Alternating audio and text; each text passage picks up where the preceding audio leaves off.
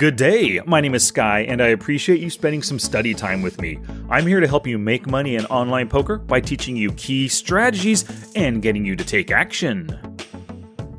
Alright, so make sure you whip out those poker journals because you're definitely gonna want them for this episode. We are talking exploiting your opponent's pre-flop tendencies.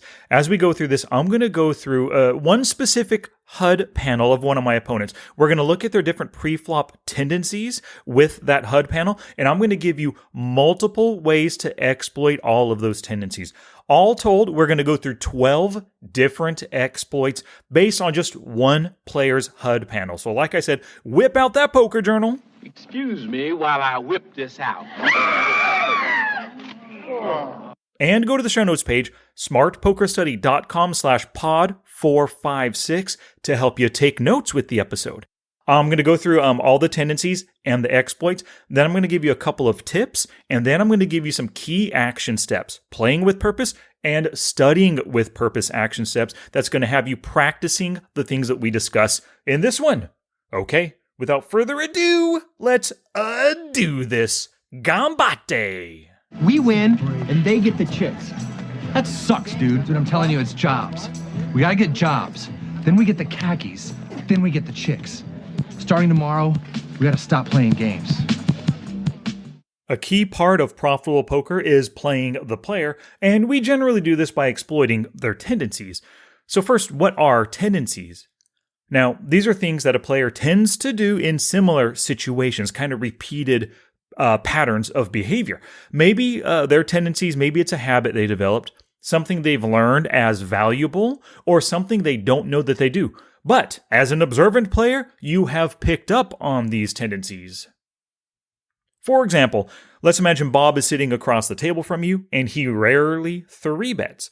Now, if you're playing live, maybe you notice this because Bob has only 3-bet once in 1,000 hands that you've played against him, and at one time, he showed down pocket aces. Or maybe you're an online player and you look at his HUD stats and his 3-bet stat is only at 1%. Yeah, he's very tight 3-better, you know? Now, no matter how you spot a player's tendencies, live or online, stats, paying attention to showdowns, whatever, it's valuable information because now you have a way to exploit them. And to exploit tendencies, you make plays that take advantage of those tendencies. So against Bob, he's a tight 3-better, right? When he 3-bets you, you can easily fold with 99% of your hands, especially if he 3-bets to a large size, 9, 10, 11, 12 big blinds.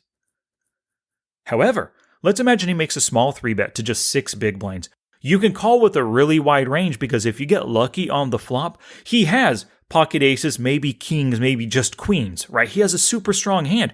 You get lucky on the flop and hit something better than his overpair hand, you can possibly win Bob's entire stack. Every tendency can be exploited in many ways. All you need to do is answer this question for every opponent. What do they tend to do, and how can I exploit it? So we're going to discover 12 different exploits over 6 different pre-flop tendencies using just one player's smart HUD panel. You can see it in the show notes page, smartpokerstudy.com/pod456. Villain 4 is this villain. It's anonymized, right? We don't need his exact name, but Villain 4, let me go over some of these stats in this little screenshot right here. I have over 1,000 hands on Villain. He's a 38/8 player, VPIP and PFR. He folds to steals 56%, folds in the big blind versus a small blind steal 48%. He folds to 3-bets 0%. Now, I have 1,000 hands on this player. He's faced a lot of 3-bets. He folds 0%. And 3-betting himself, he's at a 4% 3-bet. Now, some post-flop stats which are worth mentioning. Today we're talking about pre-flop exploiting tendencies. But whenever you play against a player, you've got to think about post-flop as well because you're making decisions right now against them pre-flop.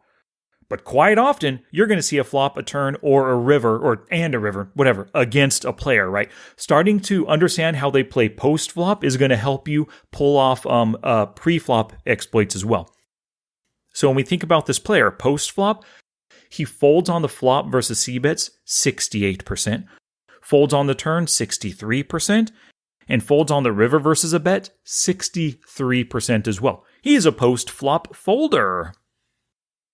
So let's talk about the first tendency we notice on Villain 4. It's that he defends his blinds almost half the time. We know this because he folds versus steals 56%. If he's folding 56, he's continuing the other 44 almost half the time.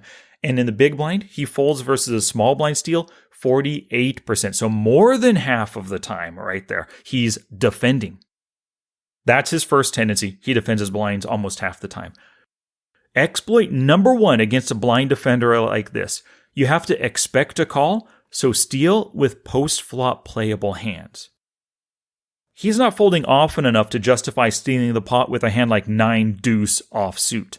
So choose big card hands, suited and connected hands work, and pairs as well.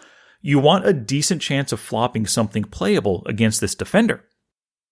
Now, exploit number 2, you want to c-bet bluff almost all flops.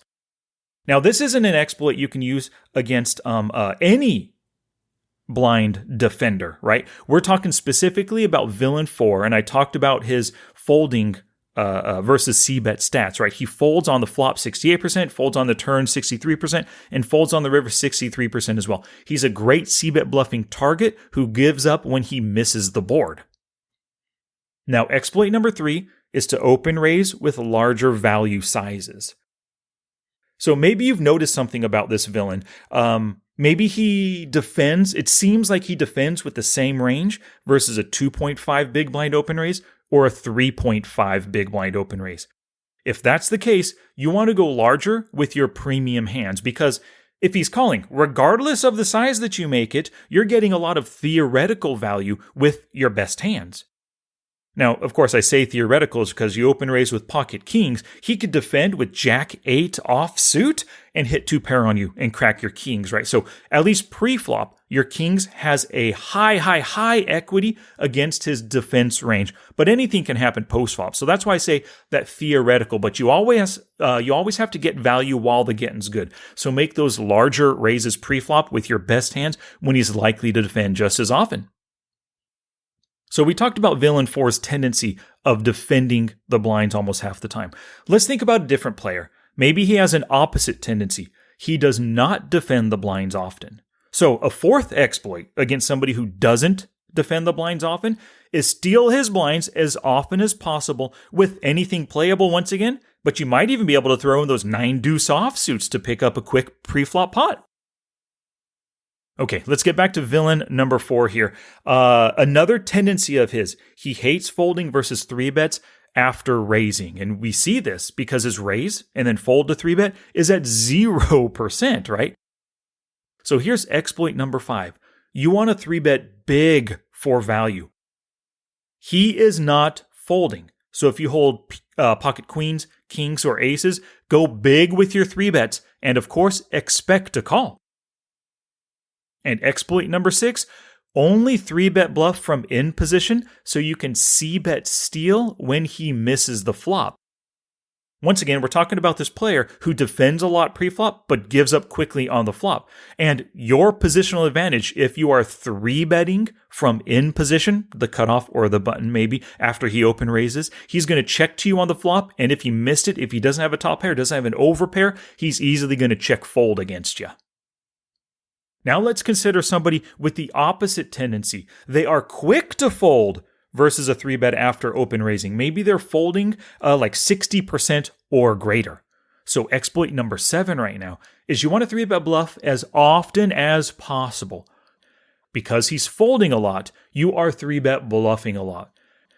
Once again, if we think about position, it often helps to be in position when you're 3-bet bluffing, and it really helps when he's raising first in with a 20% or greater range of hands. So you want to take a look, consider their open raising position, especially if they open raise a lot out of the MP and the cutoff. You have some really good 3-bet bluffing opportunities in the cutoff and the button when you have position on them. So getting back to villain number 4 here, he's an honest 3-better with a 3-bet at just 4%. Now, because he's an honest 3-better, you got an easy exploit number 8. You want to raise frequently when he is, in the blinds or in position against you. He might just call, and you don't need to expect a 3-bet bluff. But if he 3-bets to a large 9, 10, 11, or 12 big blinds, it's a good idea to fold your weakest of hands. Don't defend that often. But that takes us to exploit number 9. You do want to defend against his 3-bets when you have suited connectors and pocket pairs, especially if he has 100 big blind stack, like a large stack behind, and if it's a small 3-bet. So the goal here, when you defend against a tight 3-better, the goal is you want it to be cheap to defend against him, but the goal is to crack their big pocket pairs. So you want those speculative hands, suited connectors and pocket pairs that can hit 2-pair sets, hit a straight draw on the flop, turn a straight, that kind of stuff, right? And if he makes it super cheap to see the flop, like I mentioned before, your opponent Bob, who 3-bets only to 6 big blinds, and if they have a ton of chips behind to win, it's worth calling with more hands than just the best hands versus the 3-bet. Those speculative hands can crack big hands on great flops. Now, what if he has the opposite tendency? Let's think about another player. This is tendency number 6. Maybe he's capable of 3-bet bluffing, so you might see a 3-bet percentage of greater than 6%. If you're playing live, you'll see him get to showdown after he 3-bets with like Jack 10 suited and Ace 5 suited and pocket 8s. So a 10th exploit we can use is before you open raise, expect a 3-bet. So you want to narrow your open raising range so you can defend more frequently. Now, it's possible, given the situation, right? You might know that you're going to fold versus his 3-bet if you hold 7-6 suited or Ace-8 offsuit. So just leave those out of your open raising range. You don't need to open raise them just because they're in your standard range right there. If you narrow your open raising range, it allows you to defend with calls or 4-bets more frequently. That is helping you exploit his 3-bet bluffing tendency. Now, exploit number 11 against a frequent 3-bet bluffer, open raise to a larger size to discourage him from making more costly 3-bet bluffs. So players who 3-bet bluff a lot, they love 3-betting to 8 or 9 big blinds, right? But if you make it 3.5, 4, 4.5 big blinds as an open raise, you're going to discourage them because in their mind, they have to go at least 3x quite often. If you make it 4, that means they have to bluff to 12. They're often just going to fold or call instead of committing all those chips to you. And exploit number 12, you want to 4-bet rebluff him by open raising only with value hands or hands that you're willing to 4-bet rebluff with. So you're looking ahead. You spot the 3-better. You know he's capable of 3-betting. So you narrow that range even more to rebluffing and then 4-bet value hands. It might be something as simple as like pocket queens and better, Ace King, and like Ace 5 suited if you want to throw in 1 or 2 4-bet bluffing hands. And when you do 4-bet rebluff him, it's up to you. If you think you can rebluff him and he'll fold, you have Ace 5 suited, he'll fold versus your 25 big blind 4-bet, go ahead and make it 25. But oftentimes it's going to require a full shove. Or if you make it 25, he might think you're bluffing. He can come back over the top and shove his 100 big blind stack into you. You can reshove or make it something around 25 big blinds as a 4-bet to get him to fold. It's kind of up to you in the moment, based on your opponent and your hand, what you think he'll fold to. So I have 2 tips for you for this episode. Every tendency can be exploited in many ways. That's tip number 1. So it's your job to notice the tendencies and figure out how to exploit them. You want to use the question, what do they tend to do and how can I exploit it? And tip number 2, once you know how to exploit their tendencies, you must pull the trigger when the time is right. So if you know how to exploit Bob, but you never do it, you're just not actively using your knowledge to play the player.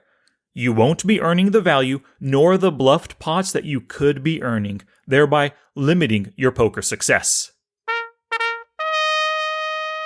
Challenge! Here are your 2 action steps for this episode. The first is a play with purpose action step. I want you to play your next 4 sessions this way. Open up just 1 table. Now, starting with the player on your left, have a piece of paper in front of you, write their name and 2 tendencies with 1 exploit per tendency. Go to the next player, to his left, 2 to your left, do the same thing. Write down 2 tendencies and 1 exploit each, and then proceed around the table until you get everybody 2 tendencies with 1 exploit each. If you're playing a 6-max game, it's possible you're going to be writing down 10 different tendencies with 10 completely different exploits. So you're playing that one table, you've got 10 tendencies, 10 exploits, and multiple opponents could have the same tendencies and the same exploits, but try for 10 different tendencies and 10 different exploits. Now, you want to pull the trigger on those exploits at every opportunity. Now, the study with purpose task for you. Over your next 4 study sessions, choose one specific player each day to analyze. Preferably, choose a player that you often face, right? If you see Bob, you have 1,000 hands on Bob. Analyze Bob. Don't analyze Susan, who you only have 100 hands on. What you want to do when you pull up their information in your database, or if you're playing live, you're just thinking about this player, ask the question, what do they tend to do, and how can I exploit it? So whip out that poker journal, make a list of 10 or more exploits on each player you analyze over the 4 study sessions. And if you imagine this, you have 4 study sessions, it's possible you're going to have at least 40 different exploits that you know you can use against these 4 players. And the great thing, you can use these exploits against anyone else with the same tendencies. So you want to use this list of exploits as your pre-session warm-ups to prepare yourself for maximal exploits. Now it's your turn to take action and do something positive for your poker game. Oh, that's it now. Get out there and be somebody. Go write a book.